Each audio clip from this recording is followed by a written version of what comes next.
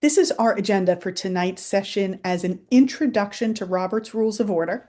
We'll talk about, in general, what it is and why we use it. Then I'll go through some specifics around meeting structure and processes. Then we'll wrap up with some next steps and additional resources. As we get started and we talk about what it is and why we use it, I do want to caveat here that this is not going to be comprehensive Robert's Rules of Order training. There are people who specialize in this and have spent hundreds of hours learning and using Robert's Rules of Order. This is an introduction to give you some of the basics you need to know, and at the end, I'll share additional resources if you want to go deeper. All right, here's our first jargon. I've already said it, but um, I would love to see if somebody wants to put in the chat, what is parliamentary procedure? What do I mean when I say that? Any thoughts?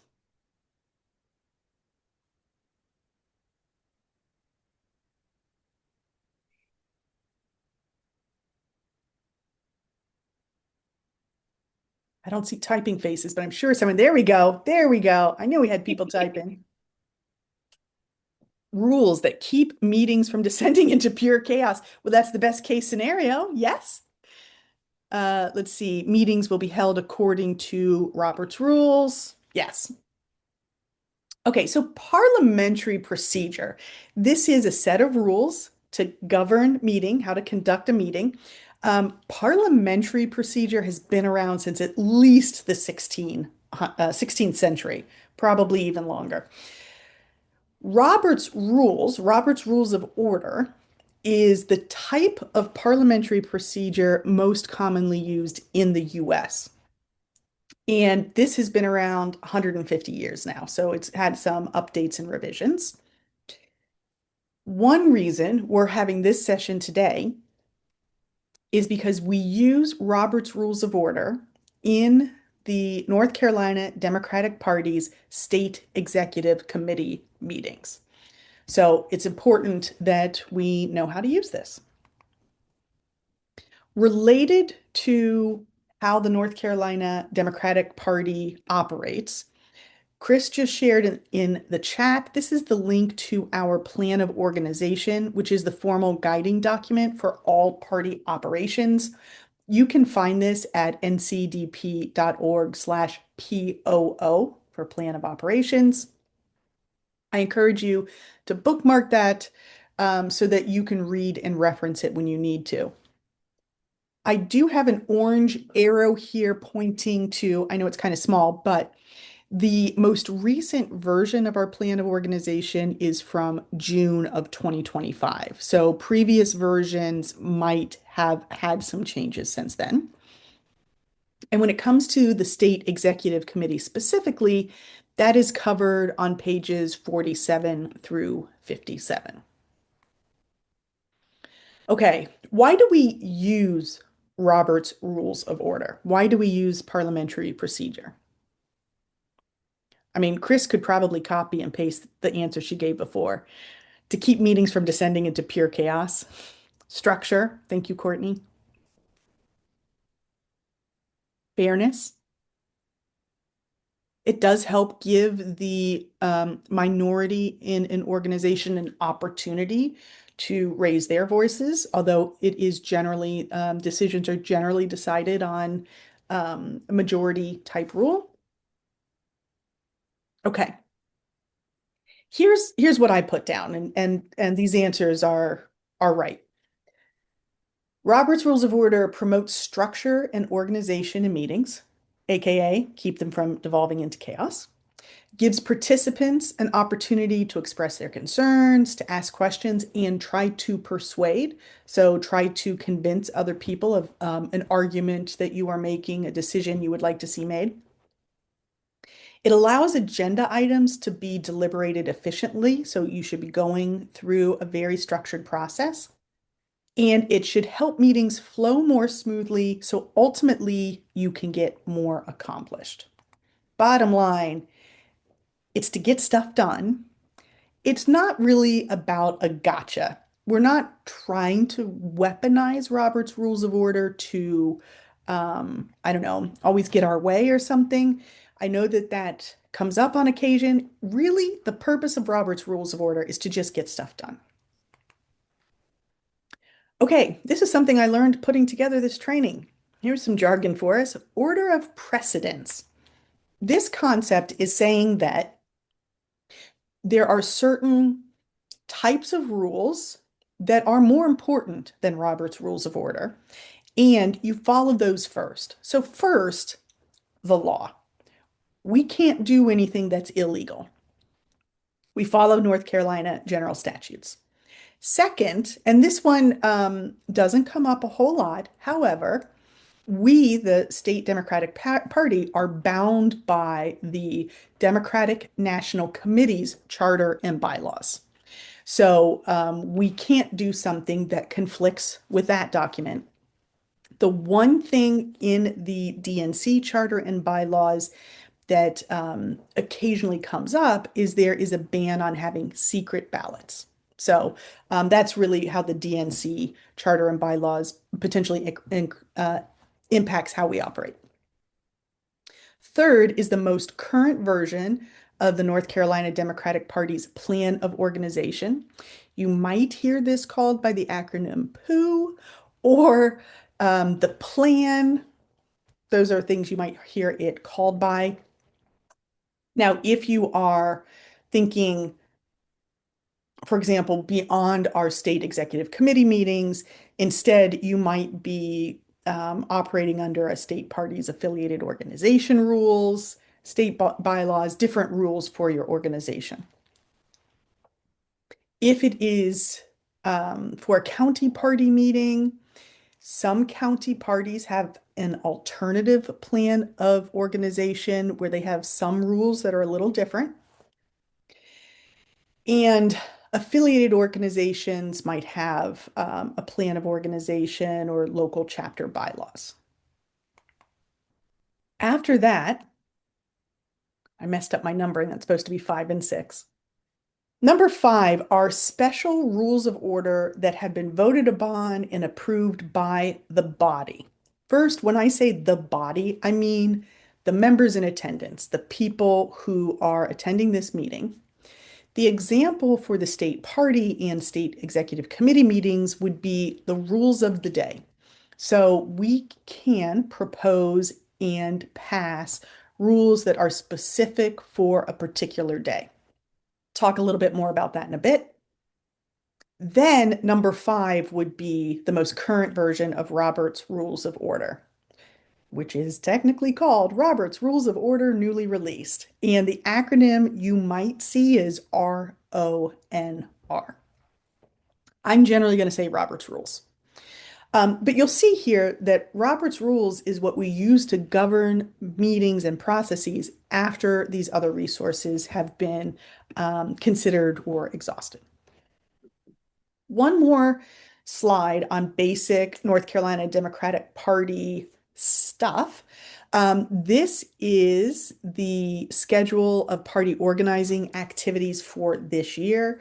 We are currently, our minds, Nye's mind, my mind, we're pretty much focused on the winter SEC meeting coming up on February 7th. You can see there are other key dates coming up, as well as our annual Unity Dinner fundraising will be in the summer. Nye, go ahead. Yes, and for our SEC members on the call, you should have received the last 2 email notices. We are adding a spring SEC meeting to the calendar of this year's meeting, so you'll note on the screen that that will take place on Saturday, May 30th. If you have any questions about the Zoom-only SEC meeting on May 30th, feel free to give me an email or give me a ring, and I'm happy to answer any questions on the purpose and intent of us having one. Thank you, Nye. If you want to drop the link for the SEC email account, Nye, that would be great here. Okay. I haven't seen questions in the chat, but if you have questions about what I've covered so far, can local county executive committees vote by secret ballot or is that prohibited? So that's a level of specificity that we're not going to get into, and I'm not sure how that relates to the secret ballot thing from the DNC. That is something you could send to that SEC email, and we can get input from the parliamentarian or check the plan of organization. Okay, so we've talked about what parliamentary procedure is and Robert's rules, how we use it, why we use it. Now we're going to talk about how we use it in terms of the meeting structure and processes. So one thing I want to emphasize, two things here again. One is that we're not going to have time in a 1 hour training to go into all of the mechanics and specific scenarios and what might happen. This is kind of a 101 level class. The other thing I want to mention is that while this is on Robert's Rules of Order, I'm approaching this with the North Carolina Democratic Party and our processes in mind, specifically our state executive committee. Lots of organizations use Robert's rules, and when they look at their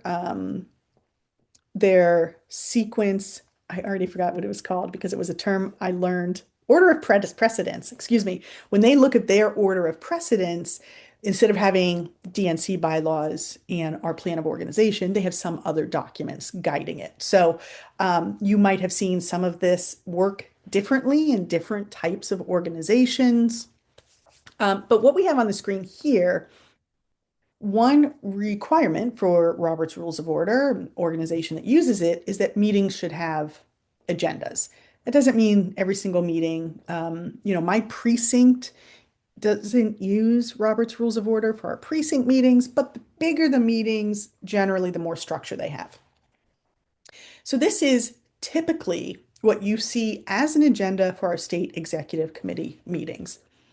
Call to order, which is just saying, hey, y'all, get in your seats. We're starting.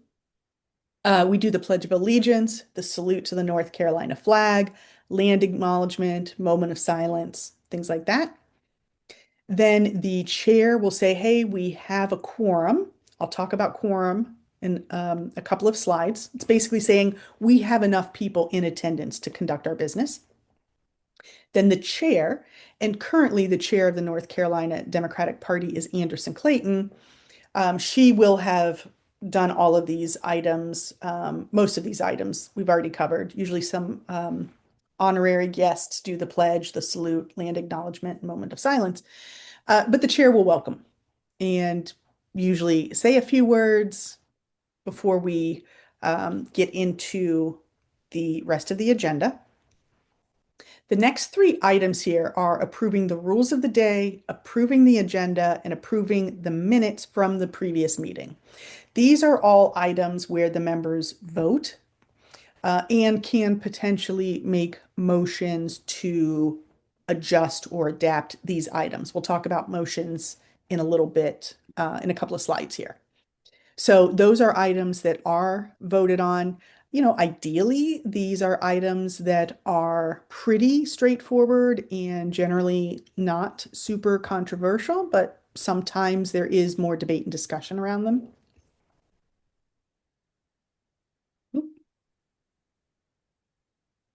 Okay. The next part of the agenda after that business is concluded is we have reports from various committees.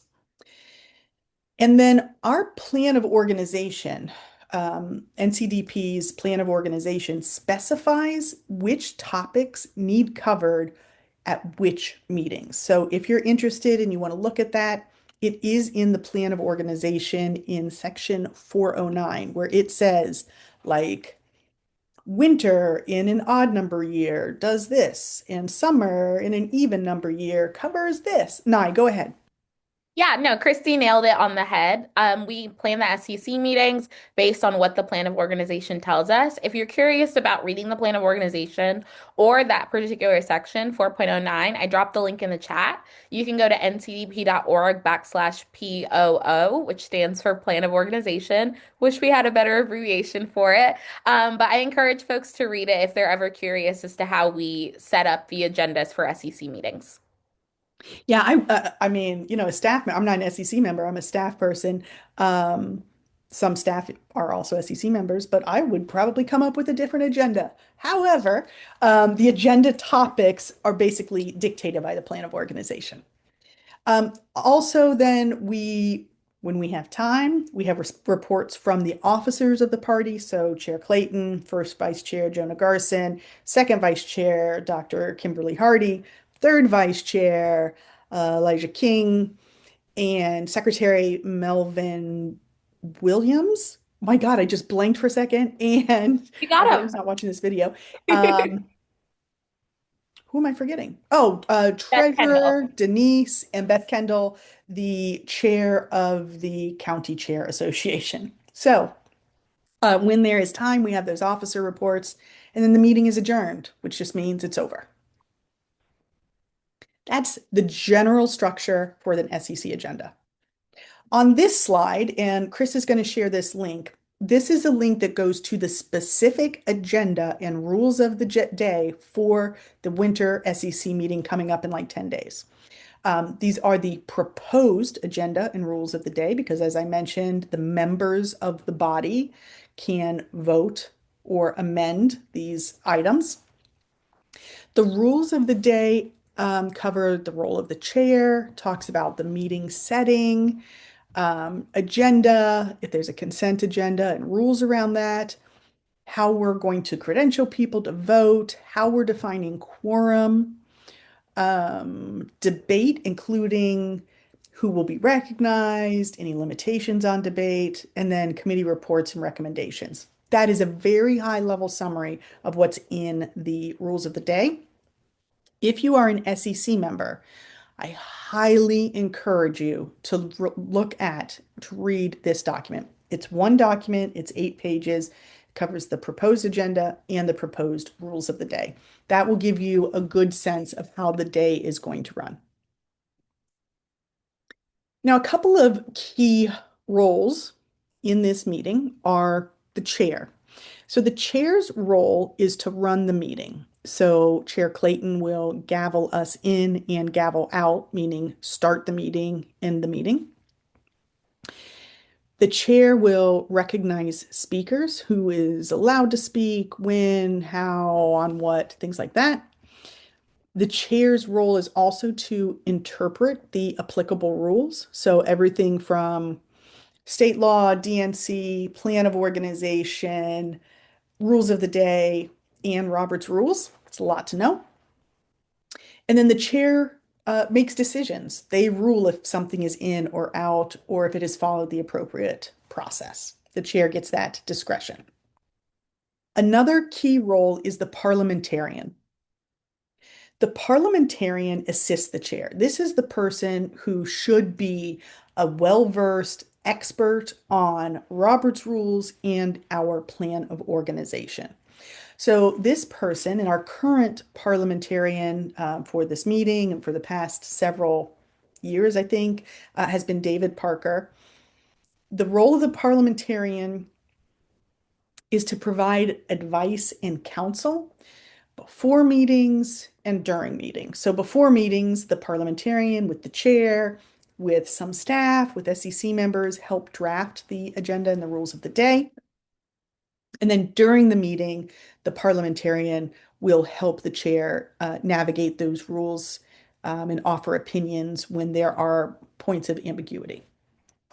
So the parliamentarian, as I mentioned, is going to be an expert on Robert's Rules of Order, and they will also know and follow the order of precedence. So laws, DNC, North Carolina's plan of organization, rules of the day, Robert's rules. Their job is to know those rules, to follow them, and communicate them to the chair and potentially to the body. It's important to keep in mind that the chair gets recommendations from the parliamentarian, but they are not bound by the parliamentarian's advice or counsel. Nye, go ahead.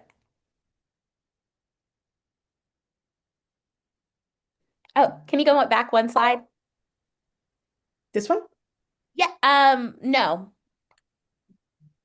Sorry, I made you go back too many slides. The slide with the last comment on chair is not bound by parliamentary advice. Yes. Something that typically happens at our SEC meeting is if the chair ever has a conflict of interest on what might be voted on and she is presiding, our current chair, she can pass the gavel to the parliamentarian or the first vice chair to make sure that SEC members or any members of a body feel comfortable with the vote that is taking place. So if the chair ever has a personal investment and how a vote goes. You'll see often at those meetings that she passes the gavel to one of her vice chairs who doesn't have the conflict or the parliamentarian to preside momentarily. I wanted to explain that because that typically happens once at every meeting and there is a purpose behind it. It's so that the chair never looks like they're trying to put their thumb on the scale. Cool. Thank you. Okay. Quorum. I've said quorum a couple of times already. And this is really about making sure that enough members of the organization are in attendance at a given meeting so that you can make decisions that reflect the overall will of the body, of the members. So, generally speaking, we're looking at 40% of the members. And I see Nye just put in the chat. So, thank you. So we have about 600 members of the SEC. It kind of, fluctuates by, I don't know, a dozen up or down over the course of the year. So quorum will be about 254 members. We will have that exact number on the date of the meeting, and it will be announced. Okay, if you don't have a quorum, and this is probably more applicable if you're using Robert's rules in other organizations outside of the SEC, we work really hard to make sure, as Nye's saying, we got 450 people signed up, so we shouldn't have a problem meeting quorum. If you don't have quorum, you can still talk, but you really can't vote on anything. If you vote and somebody has noticed that you don't have a quorum and the issue has been raised and discussed and blah, blah, blah, then votes wouldn't be relevant. One more on quorum, and then I'll address the question in the chat. Over the course of a meeting, you can lose quorum and you can regain it. So this is one of the items that may come up in rules of the day. But a member can call for a count. Do we still have quorum? So it can be questioned. When it is questioned, then it can't be questioned again for an hour. So someone might say, let's do a quorum count. Turns out, yes, we do have enough people, so nobody can ask for that quorum count again for the next hour. Okay, thank you for answering that in the chat, Nye. Okay, so that was a quorum. Making motions. So there are main motions, amendments, and amendments to the amendments. So main motions will bring an issue to the body. So when something comes up, you're having a conversation, you're moving through, let's say, to approve the agenda. Someone can say, I make a motion to amend the agenda or whatever the topic is. So then it will bring an issue to the body. A new motion can't be raised while another motion was already in discussion. Most motions, generally, they require a second, meaning at least one other person says, yeah, I agree, I second that motion.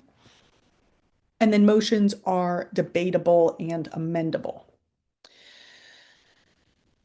Okay, after main motions, then there are motions to amend. So this would be related to the main motion. It does require a second and it's debatable. I'm going to give a little bit more detail here in a bit. And then you can amend an amendment to a main motion. Pretty much can't go amend the main motion, but you can have up to these two amendments. These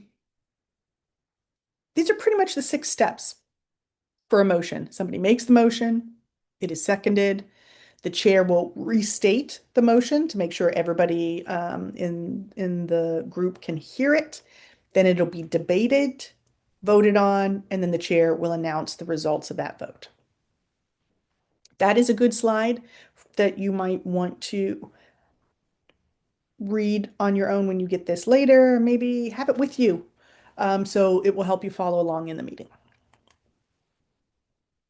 During debate, debating a motion, debating an amendment, here are some of the roles and responsibilities.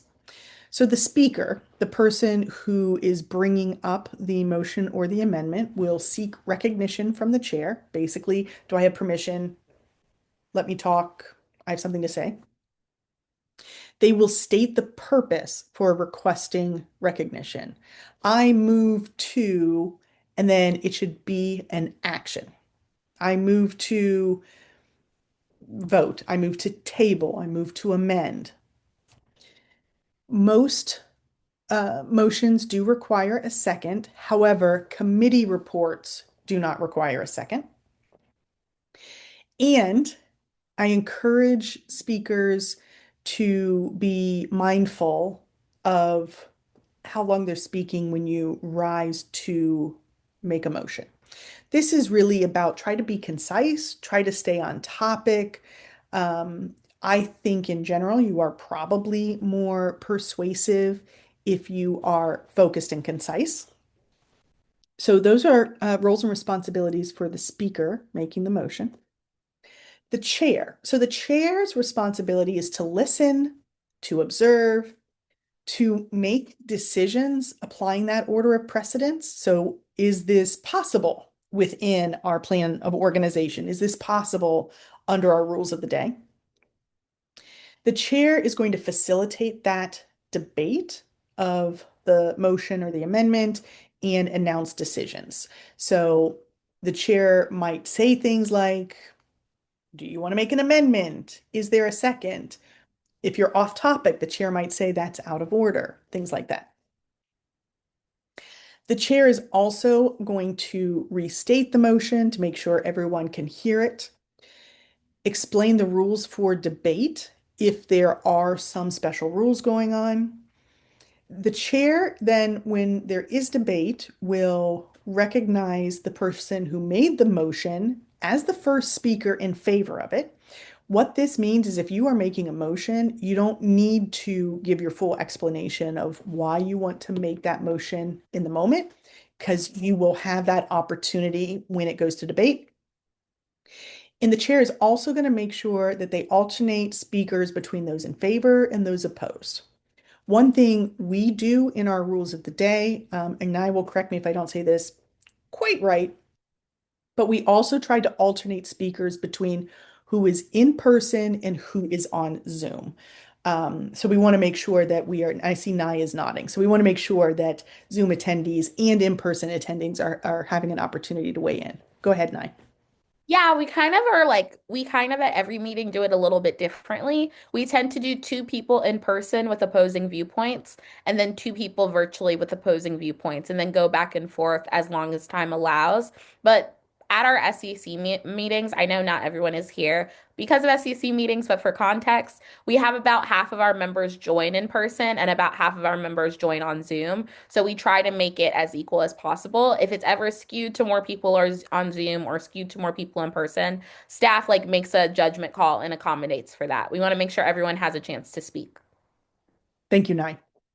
Yeah, if we had a meeting where, 90% of the people were in person and 10% online, we would adjust this a bit. But ultimately, we're trying to be fair and balanced. And oh, I didn't mean to use the Fox News slogan. We're just trying to make sure people have an opportunity.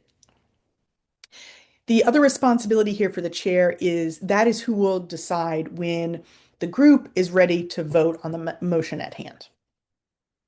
For members, so members have the opportunity to second a motion or not. You only need 1 second, and I've seen motions be made and the rest of the body doesn't like it and you can't get a second. Fine. Assuming it's seconded and it moves forward, members will discuss their position on it, alternating again those in favor and those opposed. You can also amend a motion, and there's some sample language here. I move to amend the motion by. What's important here is to be specific. I think the audience can lose the plot if you make a motion or an amendment that goes on very long. It's hard to follow along because we're not in your head. Also, specific to SEC meetings, they are long days. So, again, the more specific and concise you can be, the easier it is for the audience to understand you. So, I move to amend the motion by adding the phrase in the state of North Carolina, whatever the phrase is. I move to amend the motion by removing the comma, whatever it is. And then you could also say, I move to amend the motion by striking out this phrase and inserting this different phrase. So you will hear these terms add or insert. You will hear remove or strike. That's some of the language that you will hear. Members, whether you're making an motion, whether you're making an amendment, staying on topic and being concise is very important. I would also say, I don't have it on this slide, I should have added it. But these can be long days. It's also helpful that if you are not engaged in that particular conversation, making a motion amendment, that you are not having a lot of side conversations. Again, I can't speak for all organizations, but for the SEC, when we've got 450 people, even if only half of them are in person, it can get kind of raucous. So that tends to make things take longer because the group can't hear what's being talked about. So good idea if you don't have the mic that you are not having a lot of side conversations. The last thing here for members is going to be to vote on a motion. Okay, the parliamentarian has a role here during debate as well. Again, listening, observing, and then advising and consulting with the chair, applying that order of precedence. So, North Carolina laws, DNC bylaws, plan of organization, rules of the day, and Robert's rules. I am not going to go over and read this entire chart because that's a lot of words on one slide. This is another one that might be particularly helpful for you to have as like a printout cheat sheet. And I forgot earlier, this is another slide that Marilyn Carter developed. You can see in the upper right-hand corner, she's got her trademark. She developed this in 2023. She was previously the chair of the Democratic Women of North Carolina, and or Orange County chair. So I know she's been involved in party activities, and she had a couple of slides that were really great, and I just borrowed from Marilyn. And I asked for permission. Anyhow, this is a good one to print out that talks about the types of motions if it requires a majority, a two-thirds majority is sometimes required. For example, if the members vote and approve the budget, once they approve, oh my goodness, once they approve the agenda and the rules of the day, if later on people want to change it again, that requires a two-thirds majority vote. So this is a helpful slide. And here's one more with some animation here that is also helpful that you might want to print out. This is the flow of how a motion would work. So make a motion. If there's no second, it ends. If there is a second, here's what comes next. So that is helpful. I see a question in the chat. What is division of the assembly? And I did kind of, let's see. Call for division of the assembly. So division would be if, go ahead, and I feel free to bail me out. You're so good. Division is saying we need to have a ballot. Like people want exact names and numbers. So at a lot of these meetings, because they're so large, a lot of the times we can vote by I, like saying I or nay out loud. If we're ever in a meeting and the ayes and nays sound too similar, you'll often hear someone just shout division, and that's when they want either a ballot to be out or hands to be raised, so there's an exact number. So that's what the phrase calling for division means. It's not like dividing us or making us upset. It's people like wanting to know an exact number on how a vote is happening. Division is usually only like used in votes that sound close. Like if you call for division and only three people say aye, then we know it wasn't close. You know what I mean? But sometimes in a room, especially on Zoom, especially in person with a hybrid situation, it's hard to tell. And that's when people usually say call for division. For the NCDP and SEC meetings, we have ballots pre-made. So if that ever happens, we'll send a ballot out for members to vote so we have an exact number. Thank you, Nye. Yeah. Okay, I'm going to keep going. I was going to get there, but I was not going to describe it as eloquently. Okay, I got two more slides here that are, again, from Marilyn Carter that I thought were particularly good. So these are examples of how to end a debate. So you can potentially table a debate, which means we're going to punt, we're going to pause, we're going to move on. The old-timey phrase is lay on the table. You can also bring back or take something from the table. And then you can call the question, which means let's start voting. Or you could make a motion to end debate.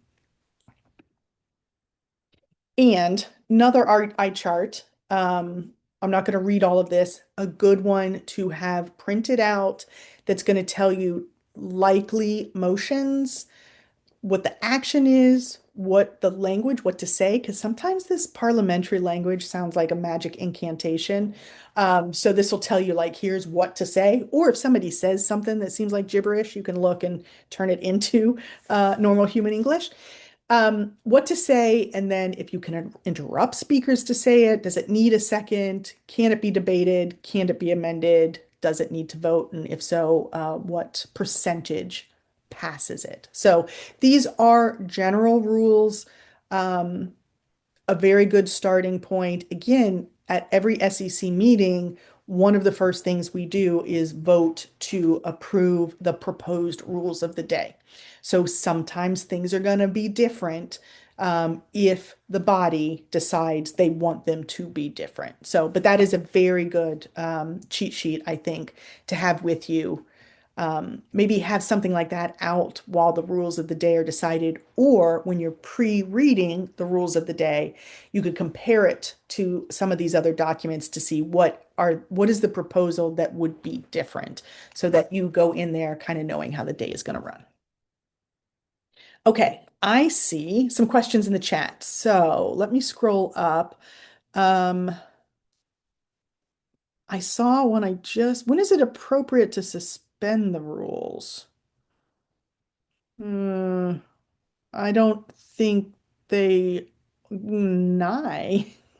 No worries, Christy. So I don't necessarily, as a staff member, my heart is saying I don't think it's ever appropriate to suspend the rules. But as somebody who is a former SEC member, I would say that's based on your discretion. SEC members have the power to suspend the rules, but please keep in mind that the rules of the day state how much of the body has to agree with you for the rules to actually be suspended. For that, I think it's two-thirds of the body also have to agree to want to suspend the rules. The same thing happens for amending the rules. So, for most cases, if you want to suspend the rules, it might be because there's a rule you would like to change or there's something you would like to do that the rules don't allocate for. We always encourage members to either speak to our parliamentarian or speak to staff about the interpretation of the rules of the day, or to kind of rally with their SEC members to make sure they have enough votes to do so. Because if the vote to suspend the rule fails, it can't be re-brought up. Thank you. I see a question in the chat from Joyce. Is this information located on the website? Not yet, but it will be probably tomorrow. So now that I have finished this presentation, I know that Nye is going to share the slides and recording with SEC members tomorrow in an email, I think is the plan. Okay, thank you. Um, okay, let's keep going. We got a couple more slides. Nye. Yeah, Christy, there's a question in the chat from Markelia Weaver. If you could unmute yourself and just explain a little, I think I'm getting a little lost on your question. Which one? I've been chatting it up Oh, in you're the so chat. good. The question about how to handle a situation if a member was provided a report in advance, yet Yeah, has questions. yeah. So I'm in another organization and we use Robert's rules. And so we find that there's a lot of, questions that are being asked in debate that are already provided in the report that was, given out before the meeting began. Mhm. And so as the chair, I try to make sure that there's time and space and I don't cut people off and I let them ask the questions. But it does prolong the meeting if every motion people are asking questions that are already communicated in the report or that are not that are not that are pertaining to the motion, but things that can be figured out once we agree on the motion, Yeah, right? yeah. So it just prolongs the meeting. So I'm just trying to figure out like, are there ways to handle a situation like that? Is it maybe put something in the rule ahead of the meeting and what would be appropriate so that it doesn't look like we're stifling communication, but we're Yeah, not yeah. spending time, wasting time. Yeah, so I would say the three practices we have at the NCDP as it applies to SEC meetings are one, we make all the documents that are, and this sounds like what you're doing already. We make all the documents that members might have questions or make votes on. We put them on our website 14 to 30 days before the meeting, so members have several weeks to get familiar with material.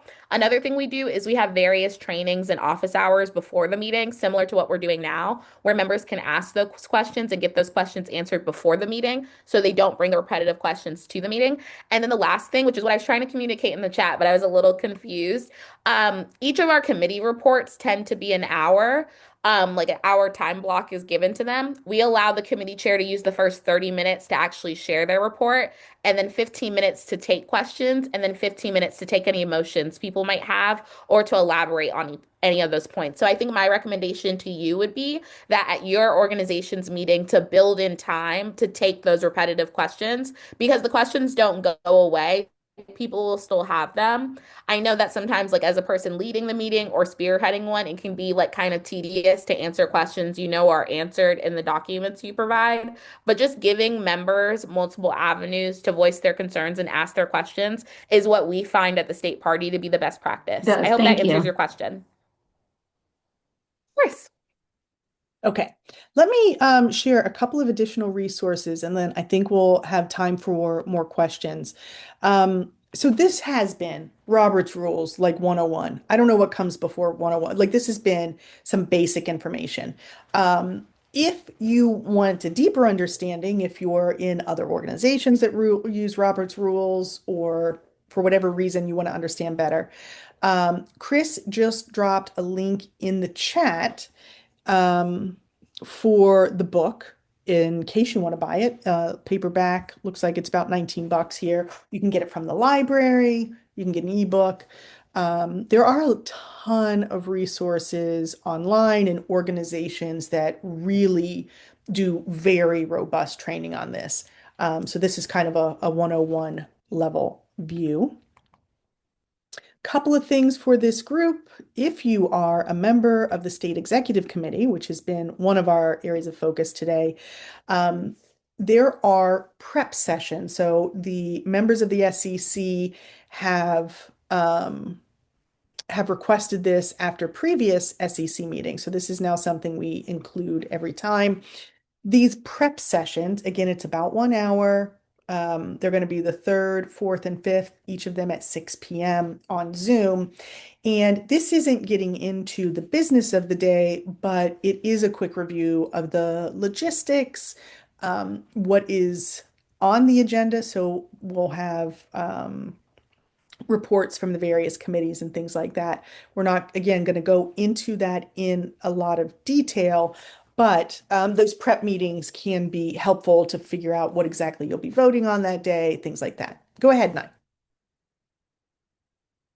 And for our SEC members, on Friday, I'll be sending out calendar holds for our budget office hours. We really encourage you to come to those. I'm talking about them on this slide because two of the budget hours will take place directly after the meeting training. So you just stay on your computer for an additional hour to hear an overview of the NCDP budget. Again, those calendar invites, dates, and times will be sent out on. Thanks, Nye. Okay, there is a website. Chris just dropped in the chat, ncdp.org/2026-winter-SEC. All things SEC related are on this website. So again, encourage people to preview the materials in advance. The member packet will be coming Friday. Is that the plan, Nye? Yes. Okay, so I think we're still waiting on some of the reports from the committees. The member packet will be the most all-encompassing package of information, the proposed agenda, the proposed rules of the day, um, all of the committee reports. Sometimes, for example, at the last SEC meeting, it was like 150 pages. So I will caution you if you're someone who likes to print that maybe just double check the size of it and that you're comfortable with it before you print it. We will print some and have them in person. And if you're comfortable with electronic devices, I think like having it on an iPad or a laptop was probably what would work best for me. You can search for keywords, things like that, save a couple of trees. But all of the information is on that website. The member packet, if you need to register or send a proxy, all the committee reports, it will all be on that SEC website. Um, Finally, I will send an email. Usually takes me about 24 hours. It will include the slides, the recording from tonight, links to the resources that have been shared, and links to upcoming events as well. So look for that from me sometime tomorrow. Finally, here is our contact information. Thank you, Chris. And then, Nye, if you want to paste that, put in that SEC specific email again, we have set up an email that you can send questions for that are specific to the SEC meeting. One of the benefits of that email inbox is multiple staff members monitor it. So helps get information and answers out quickly. Okay, I'm going to stop the recording.